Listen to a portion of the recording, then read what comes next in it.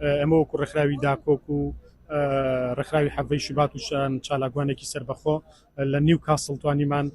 یادێک بۆ شەهید سۆرانی مام محەممەد بکەینەوە کە بەداخەوە وەکو پەیامێک بۆ دەسەڵاتی سیاسی کوردی پێیان بڵین ئەو قەڵەم بەدەستانە نابرن، ئەوانە خاوەنداریتیان لێ یەکەین، ئەوانە بە ڕۆشتنی خۆیان خەڵکانێکی ئازادی خواز بۆ تێکۆشەر هەرماون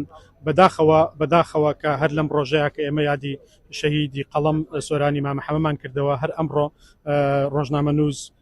شێروانی 4 ساڵ زیندانی ناحەقی بەسەراسە پێنرا کە ئەمە قەرارێکی سیاسی بوو. ئەمە وەکو ڕێکخراوی عەفدە شوبات ئەوڕۆ بەشداریمان کرد کە ئەو خۆپیشاندانە ڕێکخراوی داکۆک و ڕێکخراوی چالاکوانانی سەربەخۆ ڕێکیان خستە بوو لەم یادی سۆرانی مام محەممەد.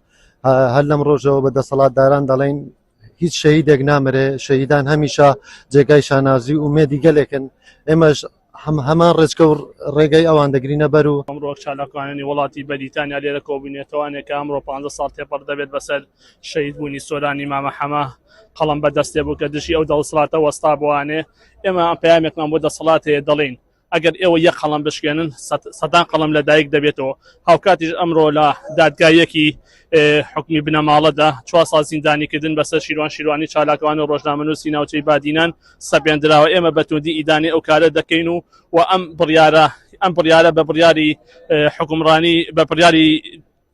بنەماڵە سێب دەکەین. ئێمە لەم ڕۆژەدا کە بە ڕێکخراوی چالاکوانانی سەربەخۆ و ڕێکخراوی داکۆک و گروپی حەڤدەی شوبات هەستان بە خۆپیشاندانە کە لەسەر ڕۆژی 15 ساڵ پێشێستا کە